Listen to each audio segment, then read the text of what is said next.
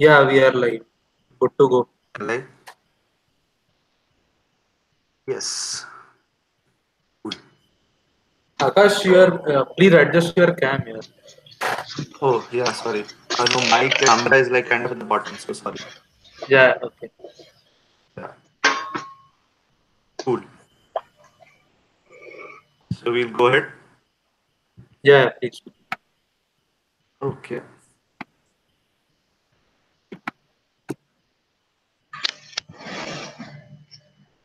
Yeah.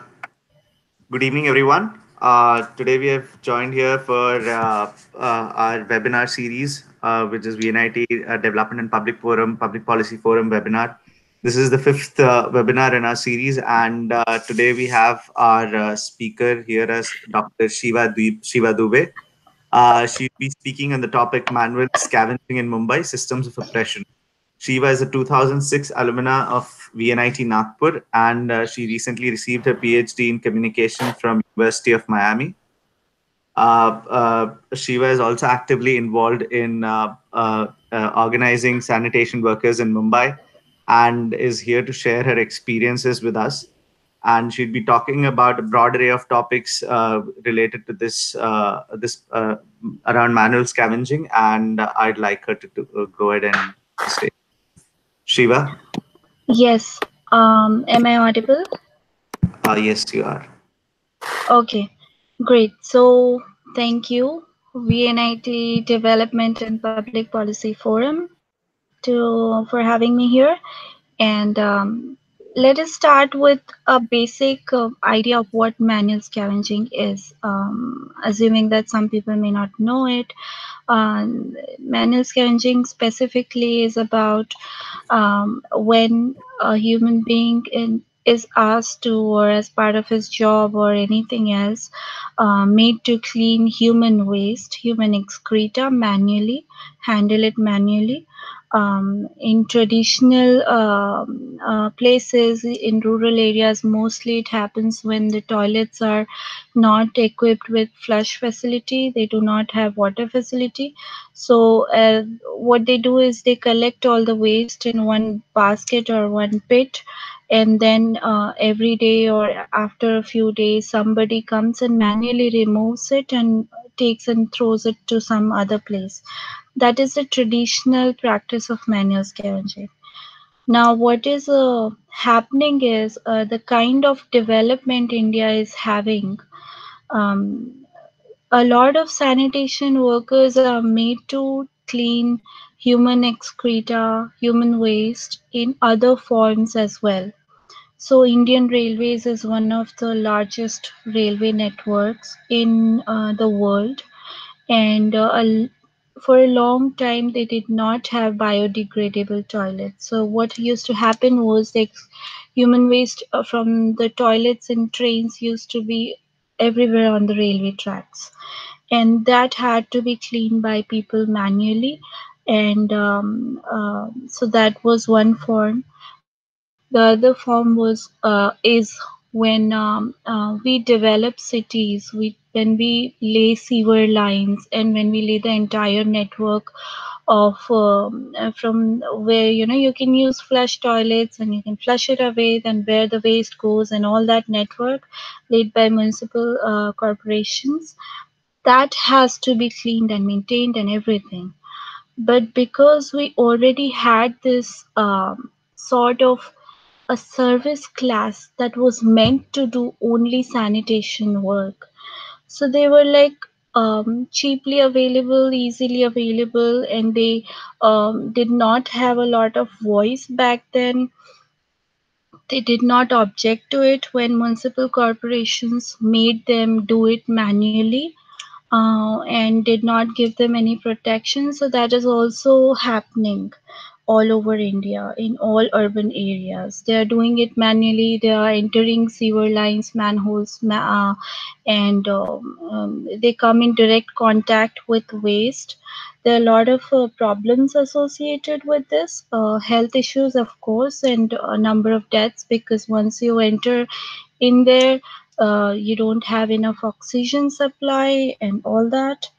So what I did for my dissertation, I went to Mumbai, and I've interviewed all sorts of whatever such workers I could meet who were cleaning human waste or sewer waste manually. So um, I have interviewed them. I have interviewed about 50 manual scavengers in Mumbai, and on the basis of that, whatever my finding or learning is, I'm gonna share that today. And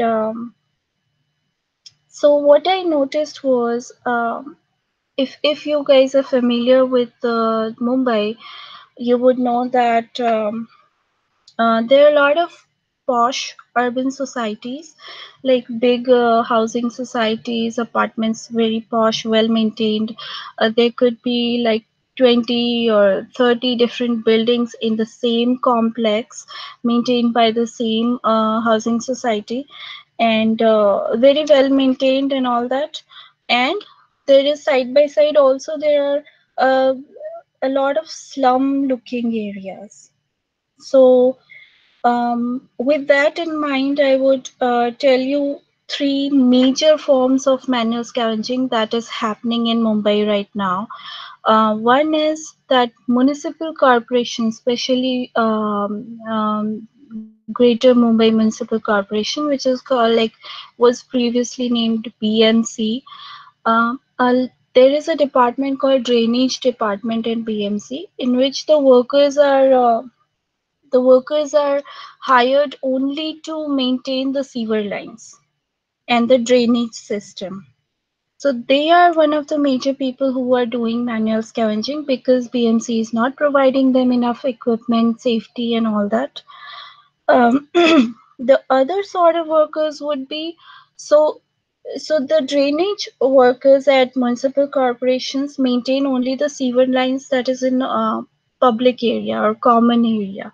So if there are like main roads or lanes, those sort of the manholes over there will be maintained by them. But once you enter the gates of any society, then the government is not responsible for the maintenance. So what happens is the buildings and the societies, the housing societies, they hire their own contract workers. So when they hire the sanitation workers, they also make them clean that manually. So that is another form of manual scavenging employment that is happening. And it has nothing to do with government. It is entirely private, done by people living in good societies. The third form is when there is a slum-like area or a semi-slum, like houses are cemented, but they look like slum because they're very close to each other. Lanes are very narrow. There is no sewer system laid out in that area. So what happens is there are like narrow drains, and people leave the waste in through narrow drains, and everything joins a big drain, open drain at the end. And so these areas are not getting cleaned by the regular municipal corporation workers. What is happening is in Mumbai is that the workers hired here are called Dattak Vasti workers. So what happens is Dattak Vasti workers, the idea is that through this semi form of employment, the people who are very needy or very poor from these poor communities, they should get some form of employment. So once they say that, so then they can cut down the salary. So these are the workers who are getting least salary of all, Dattakwasti workers, and these are the workers who are doing the worst form of manual scavenging, and they are the most unseen, unheard of workers in the entire region.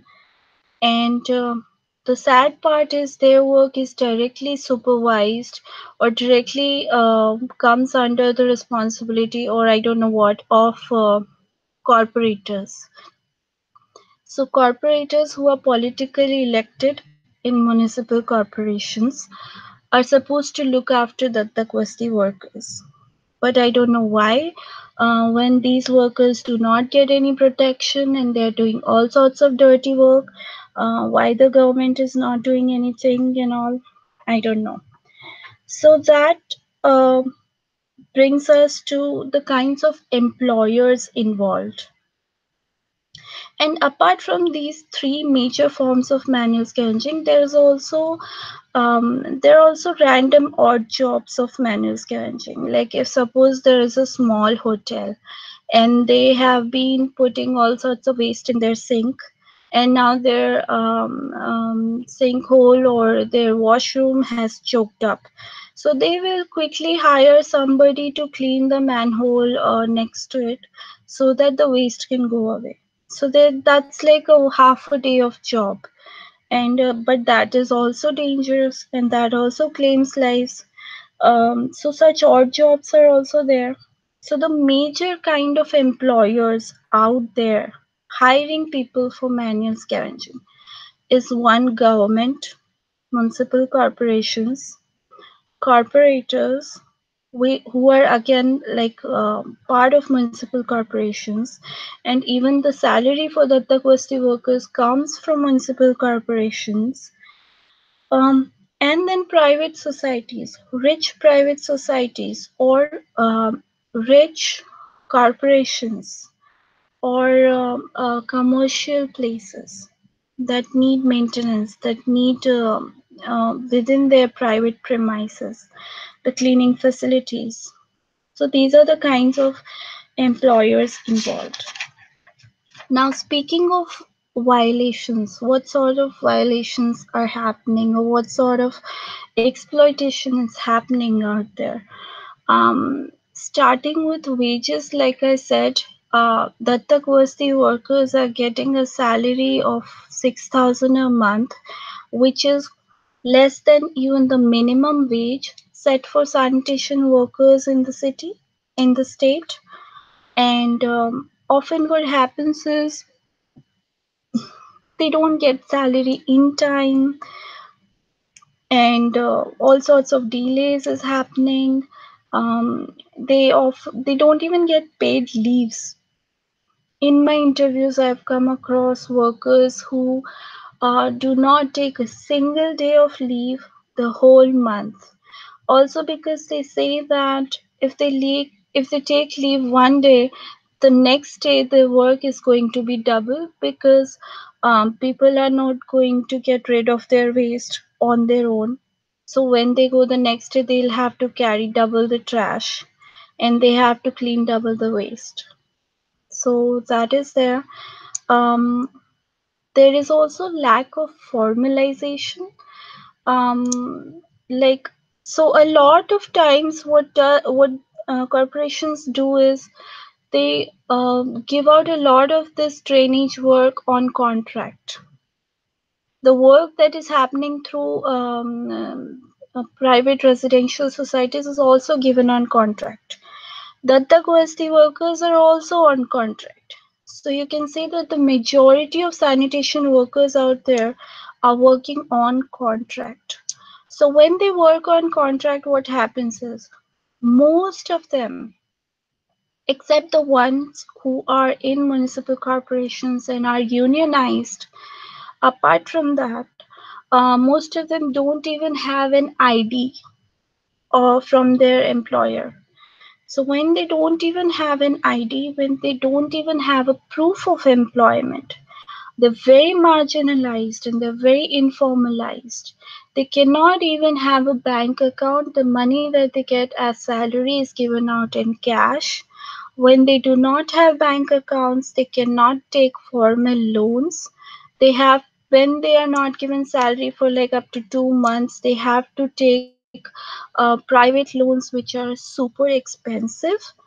And when they don't have any documentation and they don't even have a contract, copy of the contract that they have with their employer or their contractor, they don't know what their rights are. They don't know how much they're actually supposed to earn, how what equipment they're supposed to get, what is the process for safety they're supposed to follow, how much leaves they deserve. Many workers, even though like the law says that contractual workers also should get provident fund and medical facilities, most of the workers did not get medical facilities. Um, from my interview, what I found. All right, so about protection. So they don't get what the kind of masks some of them get are of clothes. The mask made of clothes is not going to let you breathe in an environment inside the manholes where oxygen level is low.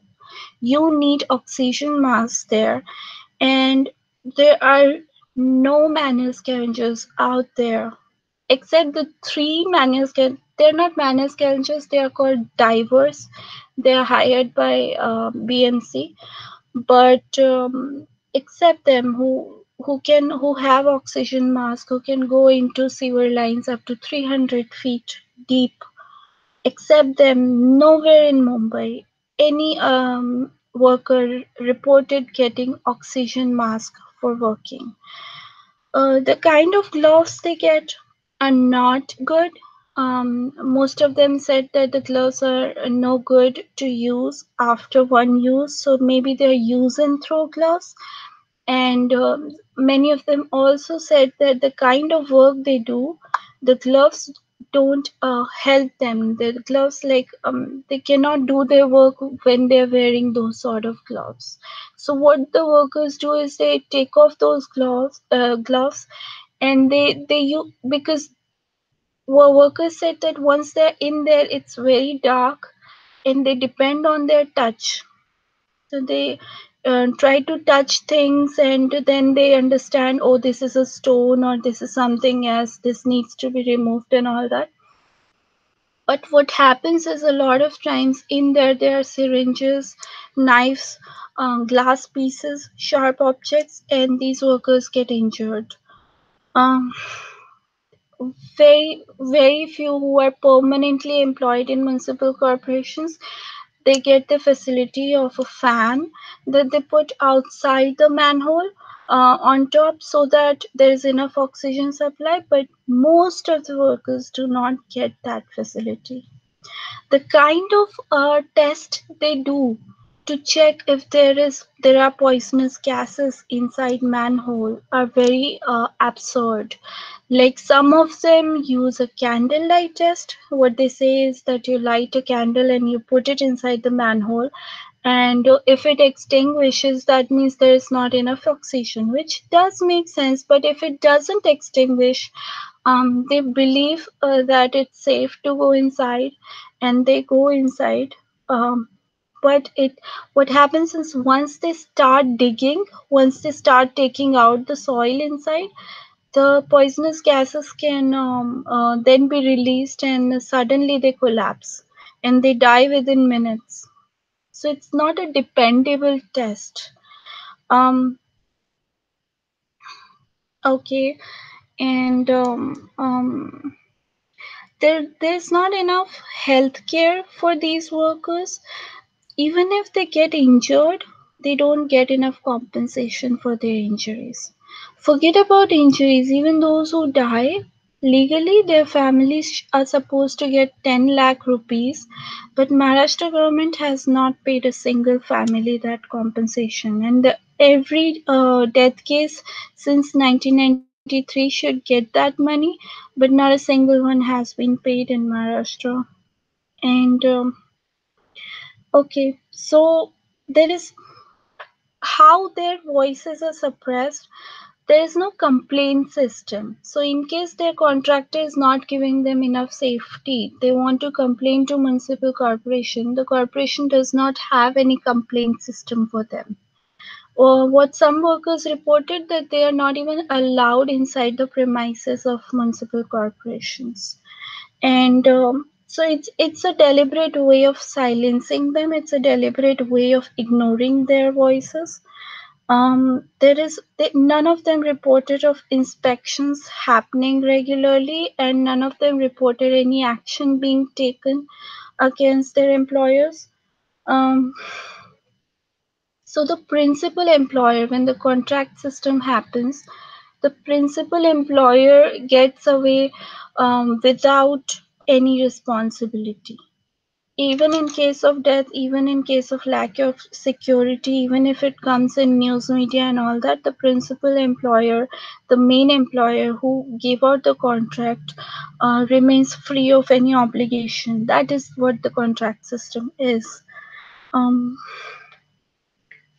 and their narratives are missing in mainstream media. I mean, mainstream media talks about manner scavenging. Yes, it does. It talks about sewer deaths, but it never talks about it. It doesn't enough give these people a chance to voice their own concerns. Um, at a larger level. Now, this was what I found in my study. Now, I go back and look at some of the laws. And that is why I gave the readings in which they talk about the Contract Labor Law Act of 1970. When I do that, firstly, the law that prohibits manual scavenging is the 2013 Prohibition of Employment as Manual Scavengers and the Rehabilitation Act. Um, regarding sewer waste cleaning, regarding sewer deaths, all it does is it includes one definition that hazardous cleaning is when somebody is made to enter sewer lines or septic tanks without enough security. That's what it does. It doesn't clearly say that this is manual scavenging. Um, it says that when somebody is found doing this, you can punish them, and it specifies the punishment.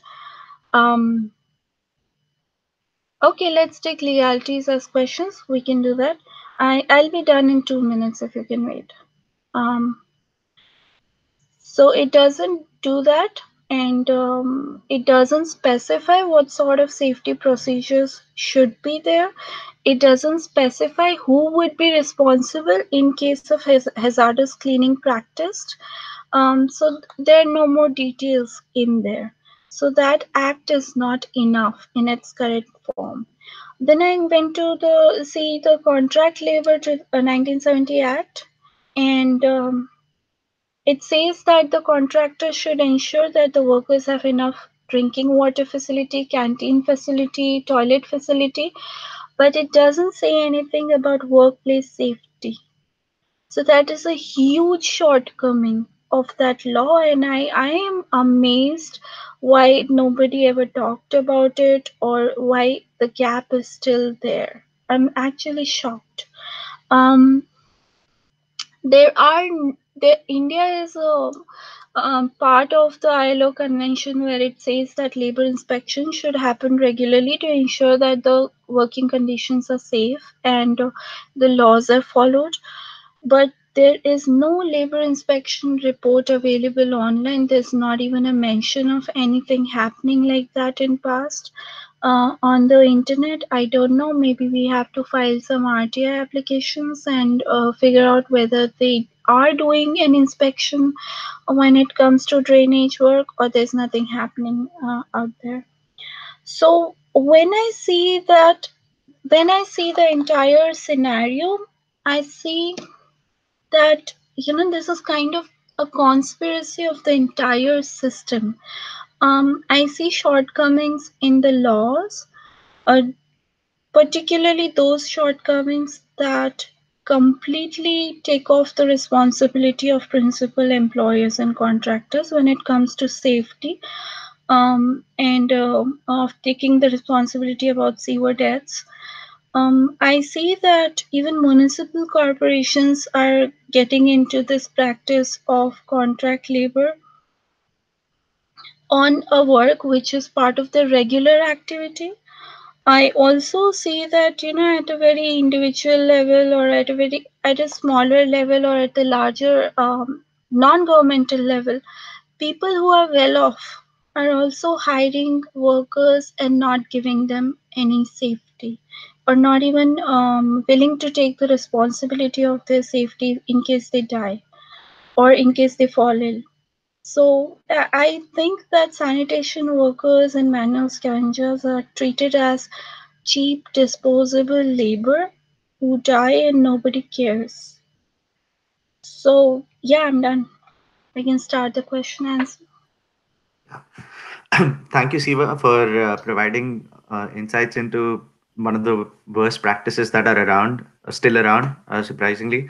So, moving ahead into the Q&A session, we definitely will. We have a few questions in the YouTube section as well, but then we'd like to throw open the gauntlet by asking a few questions from our side. So, first of all, could you let us know how manual scavenging is intricately related with caste and why is it so? See, um, about 90-95% of the workers who die or whom I met or who do sanitation work, especially the wet waste work, not just the dry waste work, are Dalits. And within Dalits also, like if you see one of the readings that I've shared, which is Asif Sheikh's Rashtriya Garima Abhiyan's report, it also says that within scheduled caste category, they are mostly Valmikis.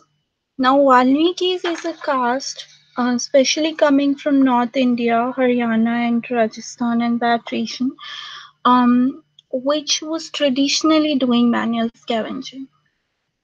So, this sector, the sanitation sector, is still majorly done by caste communities that were made to do sanitation work, and it is still majorly governed by these caste networks. So I try to figure out how this happens. Why are they still going by their caste based profession? And here is what I found. What happens is, we are not doing what our parents used to do or what our caste tells us to do because we are educated enough to go out there and to seek any other employment. Also, um, also when we go to seek any other employment, if that sector is modernized enough, if suppose I am talking about education sector and education sector is modernized enough, uh, it will publicize the openings, the job openings in a way that anybody can apply. They will not depend on caste networks to give them more and more teachers. They will not depend ki okay fine one upper caste professor is there and he will get his friend tomorrow that okay you hire my friend. They will not hire people like that. But at this level, at the level of sanitation workers, what is happening is they are hiring people by reference. So people tend to refer their friends, their brothers, sisters, their siblings, their relatives. So this caste bonding pulls them more and more into sanitation work. And the fact that they are not educated enough, when India modernized, they did not get enough modernized. They did not get enough work and employment and education opportunities, leaves them not many other opportunities. They do not have enough cash reserves to start another job or entrepreneurship. So they fall on these caste networks to get a job.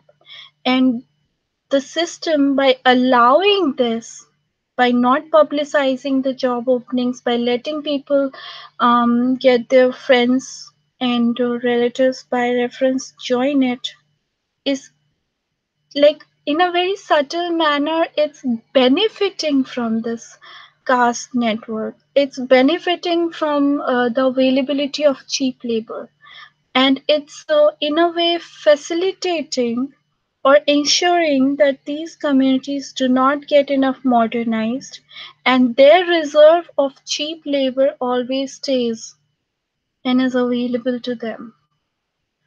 It's a very it's not done by one person, it's not done intentionally, it's by design.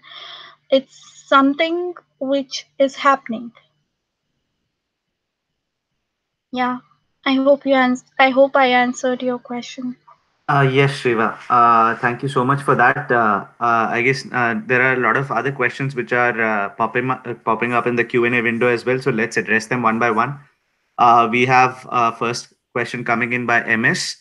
So they ask, what were some of the challenges that you faced during your field visit? I A lack of trust. They are saturated and fatigued by the number of social workers visiting them, or the number of officers or government or even news journalists visiting them, asking them a bunch of questions, giving them hopes that something will happen, and then not doing anything about it, not going back to them ever, not attending their calls, maybe not helping them out when they call them. So this fatigue, this saturation, is has created a sort of lack of trust, because of which they always questioned my intentions. They always kept asking, what are you going to do about this? What are you going to do about our interviews? Are you even going to ever come back to us? You will just go and write and gain something out of it. Nothing will change in our lives. That is the attitude or the condition of hopelessness out there. Yeah. Uh, that's kind of like it is quite comprehensible, like why they would feel like that, because coming from Yeah. that position, continuously being you like put in a position of just information sources, they might be skeptical to go ahead and communicate with anyone. So moving Yeah. ahead, Shuvarti Bhattacharji, sorry, we have before that we have a question from Amita Bhaduri.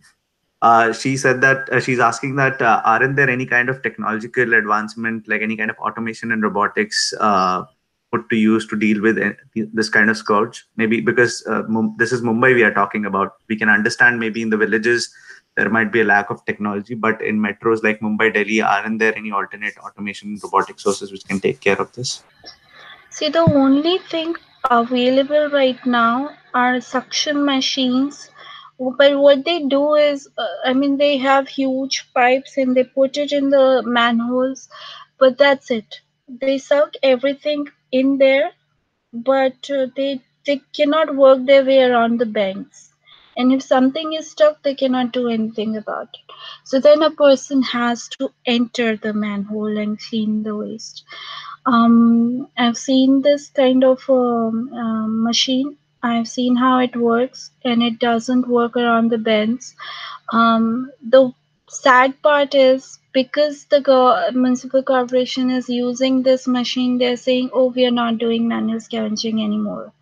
So they're declaring themselves manual scavenging free, but if you talk to workers, they tell you that these machines are not good enough to do the entire cleaning. Then the officers tell them to enter the sewer waste. And yeah, that's the situation as of now in Mumbai. I understand that there is a lot of excitement about the Bandicoot robot that was created in Kerala, and they're trying to publicize it and trying to make it mass scale. But like somewhere in my field visits, I also notice workers telling me that they have machines, but the officers don't use them. That is one problem, because the officers think machines are very expensive and they have to be taken good care of.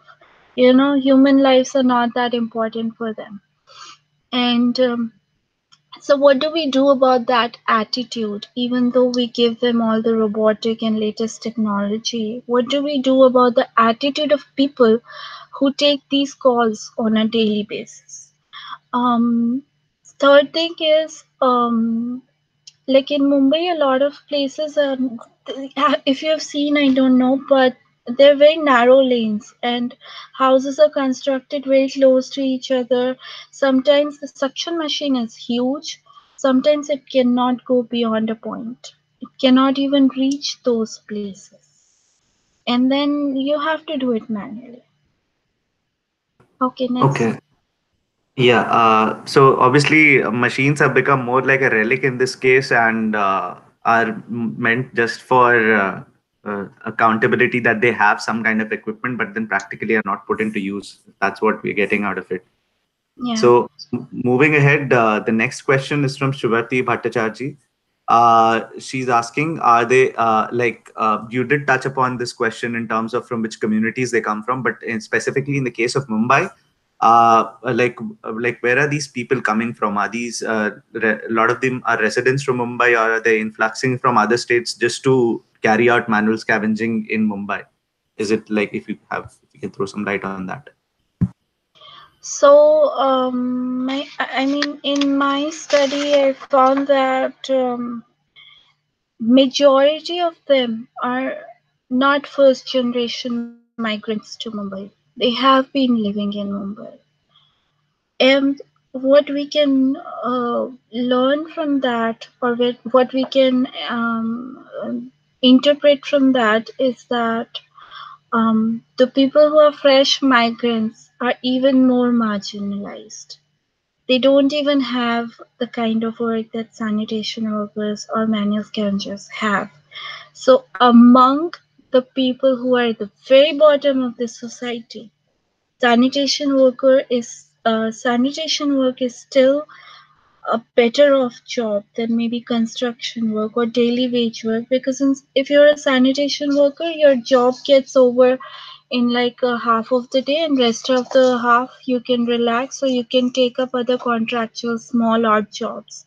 And like one person called you, one gutter is choked up, and you clean, and you can immediately get like 3 or 4 thousand rupees out of it. So they are still better off than the migrants who are extremely poor and coming to the city newly.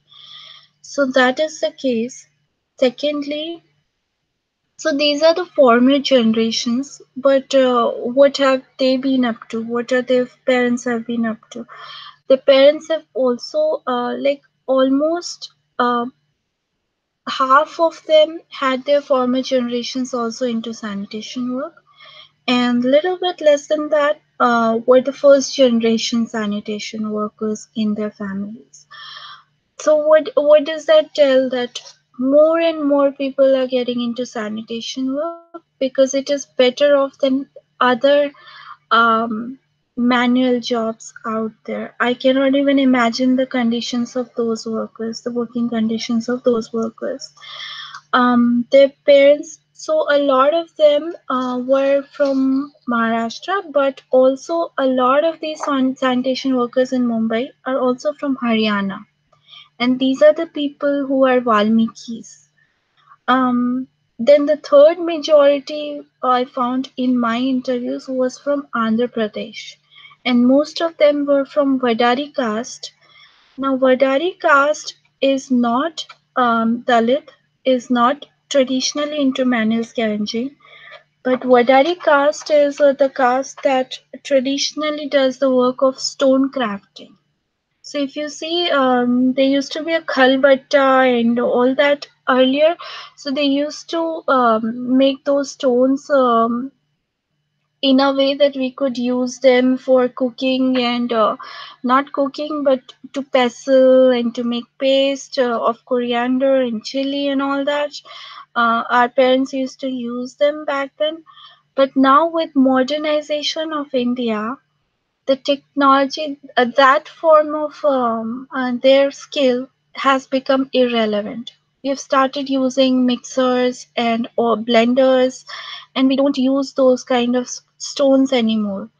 So a skilled community in traditional India has become unskilled in modern India.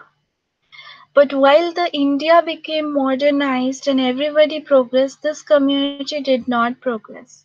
They did not get education. They did not get enough resources. So now they who have become unskilled, even though they have talent of stone crafting, are moving on to manual scavenging, are moving on to sanitation work. So large scale shift, I would call it caste consolidation, is happening out there. Okay. Yeah, so we definitely infer there is a lot of displaced labor which is coming into this segment. Yeah, please go ahead. There was one more point I wanted to add. So this is there, and then as the city is expanding, as more and more buildings are getting constructed around the city, more and more sanitation workers are needed. So again, those caste networks are playing out, and people from rural India who have friends or families in Mumbai, they are getting called to the city by giving them the promise of a job and salary, because we know rural economy is collapsing. So these people who were traditionally, like, they're bycast Dalit, but they were into farming, are now moving on to urban areas and getting back to sanitation work, their caste specific work. So this, what do you say, entry into their caste specific work is happening when Dalits migrate from rural India to urban India, because they have their caste networks to pull them into that job. But other migrants don't even have that. They don't have any Okay. sort of backing. Yeah. All right. So yeah, there is like kind of a layer of integrate oppression that is happening, which is like kind of forcing them into this that we can definitely infer from this. So Mm-hmm. we have a question from Shantanu, which is coming in. He has referred to a particular movie named Court, and it was he asks a question.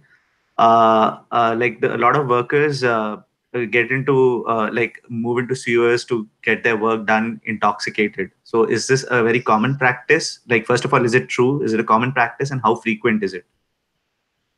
Like, you could say about half of the workers I talked to would use alcohol before entering waste. It is common. We know that there is no scientific way of protecting the workers from the kind of waste they get in touch with physically. So they use whatever they can. One person told me, Madam, we have to drink soda before entering waste. Another said, no, I have to drink alcohol, otherwise I cannot stand that waste. One person said that, oh, we put a lot of salt on the waste before entering it. And I don't think any of this would protect them in case the kind of poisonous gases in there start coming out and they start suffocating. So they are uneducated. They do with what they have. Drinking is a problem among all sorts of lower sections of society, not just sanitation workers. But doing sanitation work gives them a sort of excuse to say that they have to drink before starting this work. But those who don't worry, don't care about their families, who are not motivated to do much about their kids, they are the ones who mostly drink a lot. Okay. Yeah. That is another appalling situation to like to obviously being in such a condition they would need some kind of masking to do be like in that situation. We had a question from Shreyas Joshi, but I think you might have touched on this, and in case if you want to add to that, how are the scavengers hired, and is there any formal method to that? Is there any other point that you would want to add, or should we move on to the next question if you feel you have covered? There's no formal method, but what BNC does is what municipal corporations do is, especially in Mumbai, they mainly let the workers be on contract, and then when the contract workers, trade unions or labor unions, when they fight court cases that, oh, my workers have been working on contract for this municipal corporation for years and this is not right and they should be hired permanently. So the trend is like from 8 to 12, in 8 to 12 years, the corporation should extend a permanent job offer to contract workers.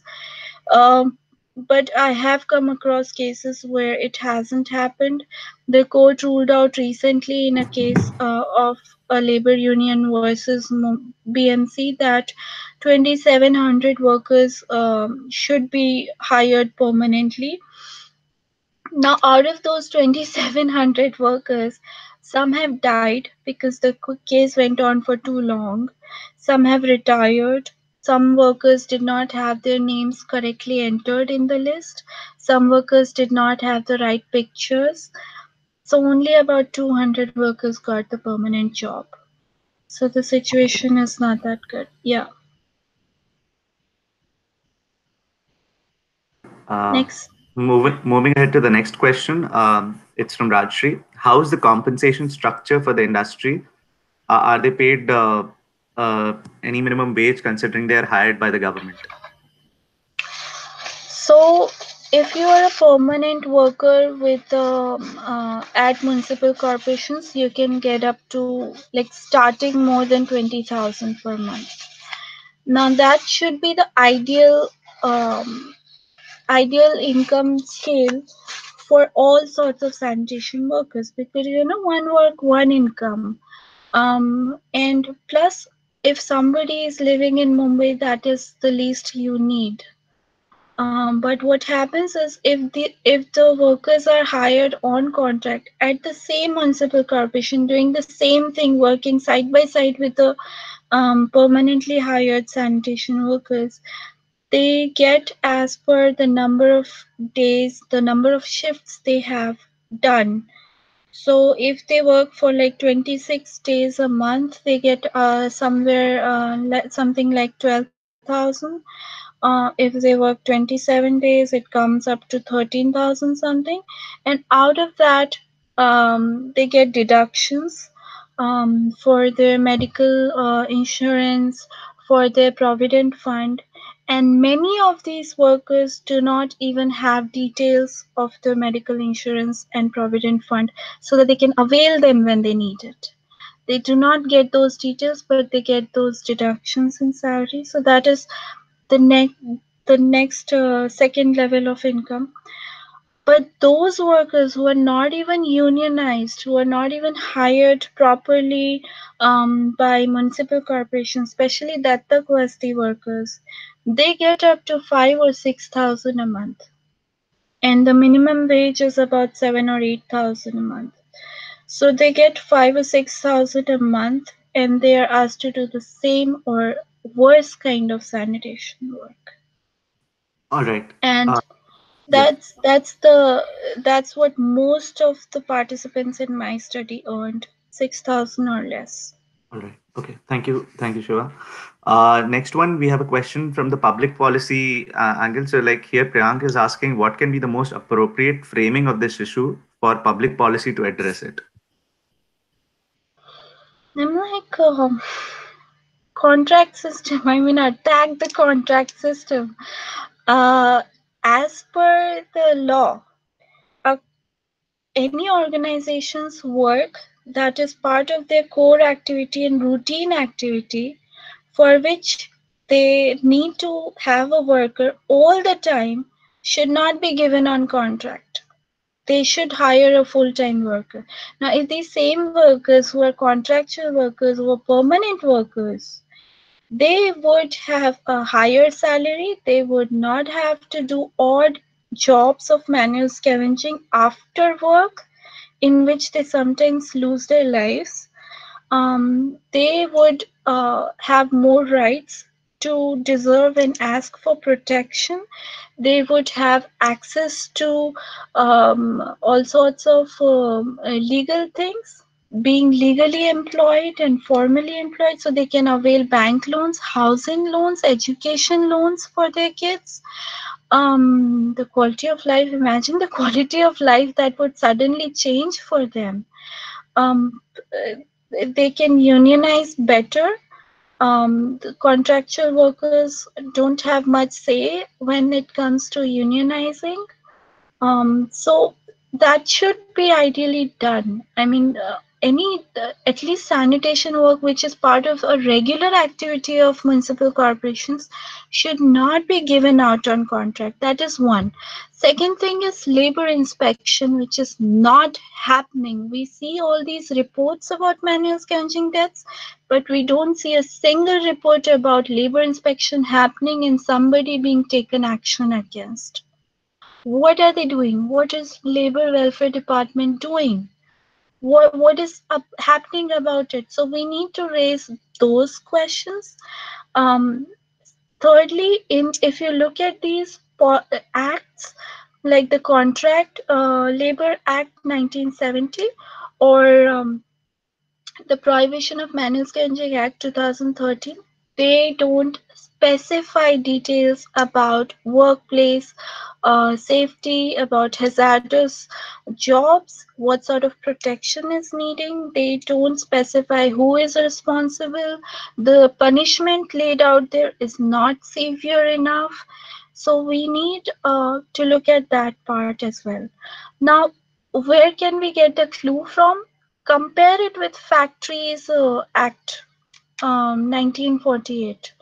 Now, the moment you see how clearly it has laid out what do you mean by workplace safety, what do you do in case of hazardous cleaning or hazardous work, you will be amazed that despite having this for us to refer to, we did not replicate it in these laws.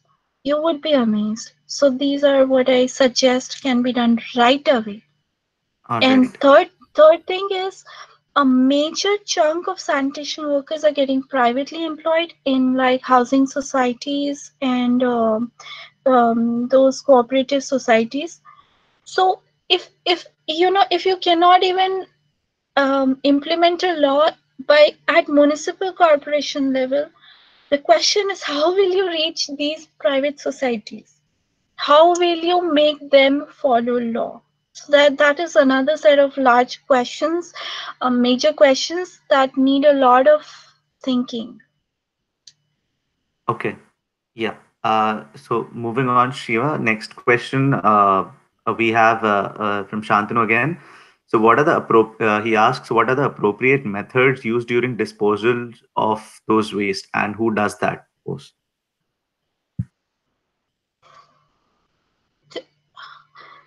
Like, you mean to say sewer waste?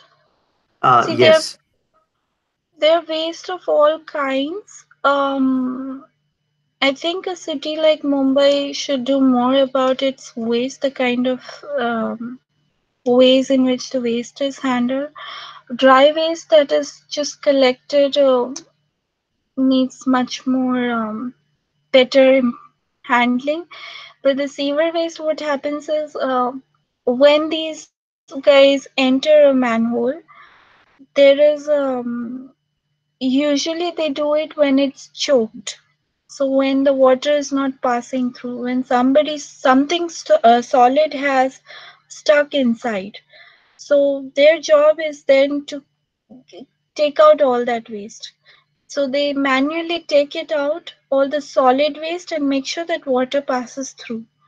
So when they do that, all that solid waste from wet waste that is collected next to the manhole, and it dries there maybe for a day. Next day, when the garbage truck comes to collect all those dry waste from that area, from the trash cans around, they pick that thing also, because they know that this is also from our municipal corporation, or this is also, we have to clean it, this is also waste. So they just take it with the rest of the dry waste and dump it wherever they have to dump it, or do whatever they want. I never checked that out,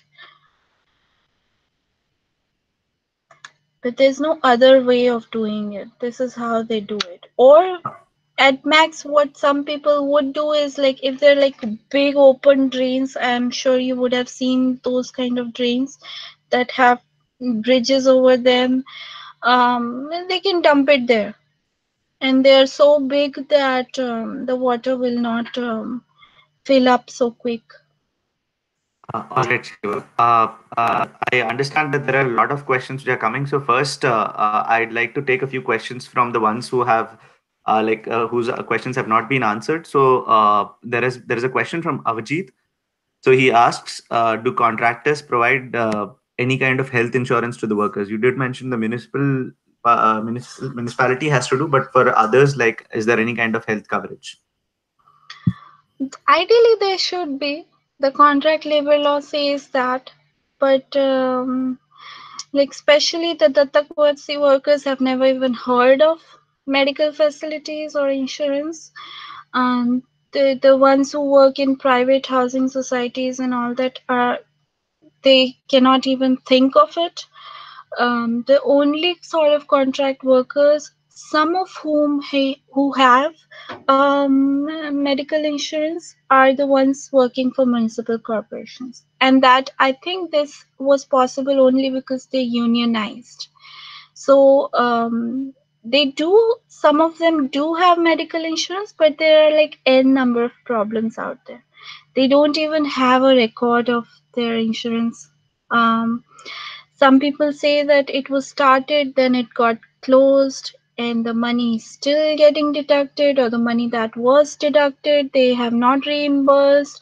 They never got their ID or the medical thing. um, some people say that the facility is there, but it is so far away, and rather than when they're sick going to entirely another area, they would prefer going to the municipal corporation hospital, which is close by. Some people say that even when they go, they need to pay the money first and get it reimbursed later, and because of which the running around is so much that they don't do it. um, and some people were like they were given the card, they were given the details of their medical insurance, but they were like, oh, you have to go to a private hospital somewhere there. And they were like, we are corporation employees, we don't want to go to a private hospital, why don't you send us to a corporation hospital? But some people sitting back there are making money out of this. So it's not at all happening the way it should. Yeah. Oh, yeah. Thank you, Shiva. So there's another question which has come up from Priyank. So he asks, as per the last two censuses, there has been a decline in the rural to urban migration. So, can is there any kind of concrete evidence that similar is not the case in case of sanitation workers? I don't know. It's I my study is too small to be able to comment on migration patterns. But I did come across. So if you're familiar with the geography of Mumbai, Mumbai is expanding like anything. And earlier, Borivali used to be like, oh, it's a far away, it's the last station. But now it has become like the midway, and that same train line has extended till like Virar, Vasai, and whatnot. And in those areas, the corporations are not doing very well. A lot of the sanitation work happening there is through privately employed contractual manual scavengers, and a lot of people living out there um, giving the new service class to Mumbai are migrants. So a lot of communities that are found in the extreme areas of Mumbai, outskirts of Mumbai, were new migrants. And they came because they knew somebody already, but they are new migrants to Mumbai. So I am thinking that maybe as the expansion will keep happening, as more and more disposable cheap laborers would be needed, more and more people would come from rural to urban areas because rural areas do not have enough opportunities. We are seeing a collapse of farming, agricultural economy. Farmer suicides has remained a problem. So, I mean, very few farmers want their kids to be farmers. So, I mean, everything in that way is connected. All right. Yeah. Thank you, Shiva. The next question we have is from Rajshri. She asks, "Do you think lack of political will is also stemming from casteist mindset, or do you think that there is a will to do something, but the municipal corporations lack institutional capacity?" I think it's a casteist mindset also out there. I mean, I think it's there. There's no other reason why you would not value the lives of fellow human beings. Only if you think that they're lesser human, if they're not that important, if their life doesn't matter. I would also say that with caste, um, we should also keep our minds very worry about the questions that are class based or the, it's all mixed up, you know, caste and class are mixed up. And especially after liberalization, these people have tasted money, unlimited money. The contractors are making so much money out of this game and they have tasted it. So they are not even willing to increase the salary of a sanitation worker by 1,000. And the amount of money they are making by, pocketing all the money coming from their safety equipment and all that.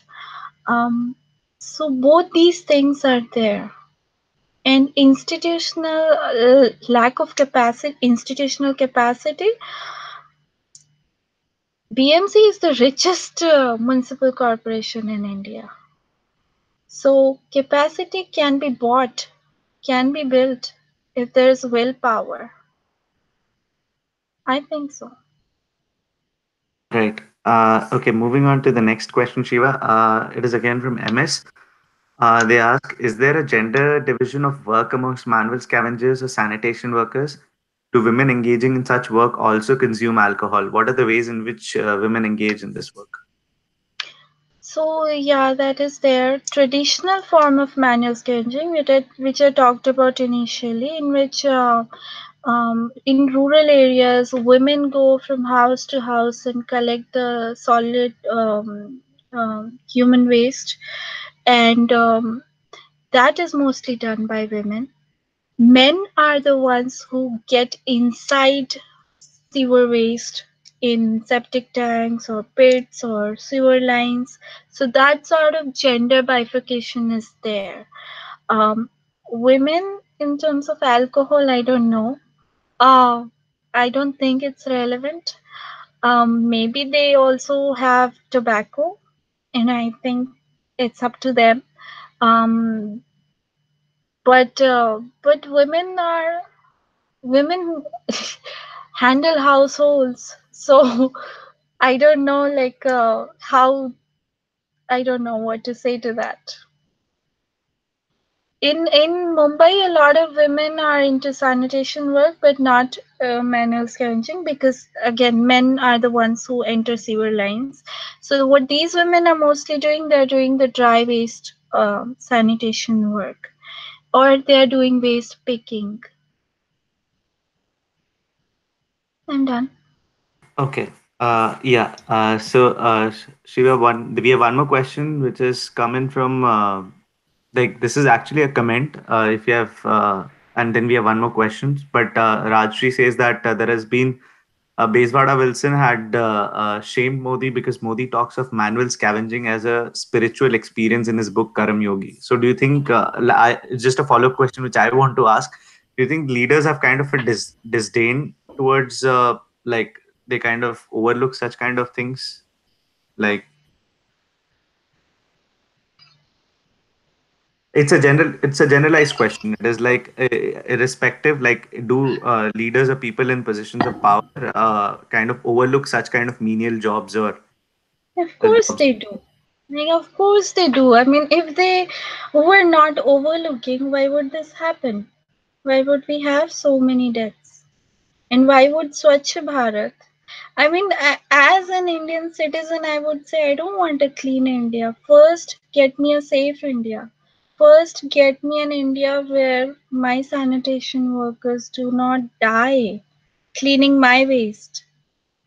But why is Swachh Bharat not talking about it? Why is Swachh Bharat not first using all that dirt money?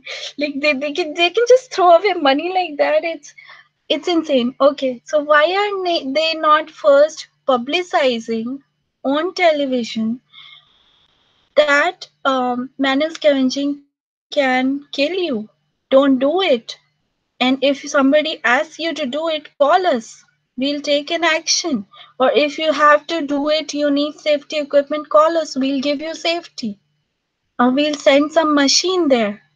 Why are they not doing it? Or why are they not talking about the 2013 law? Why are they not publicizing it and telling that it's banned? Don't do it. So, don't you think there's politics in there?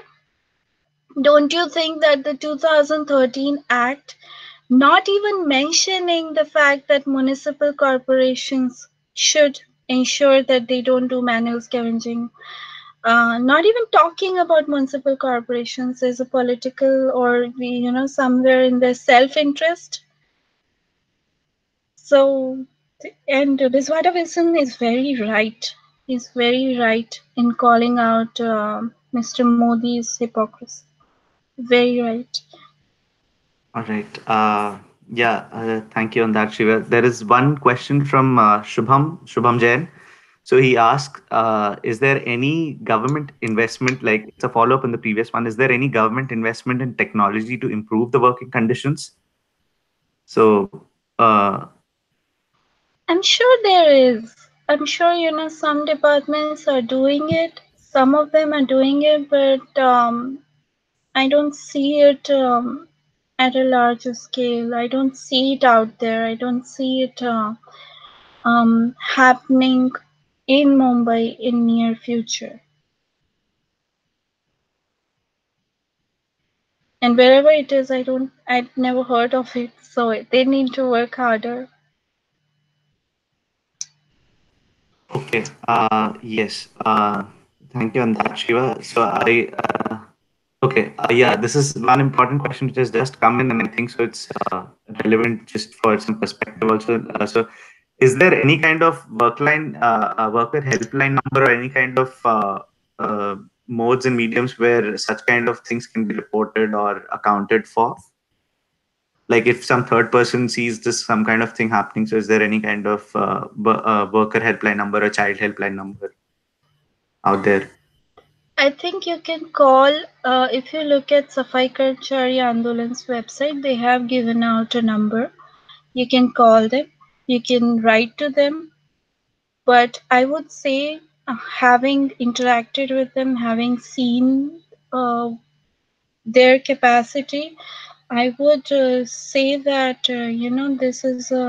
this is an organization coming from marginalized community, and their resources are also limited. So if you see something like this, I mean, it's us. We have to start equipping ourselves enough to be able to take action when it's needed. If we cannot wait for others, it's just the time we can. At least we've grown up. We've graduated from colleges. We are adults.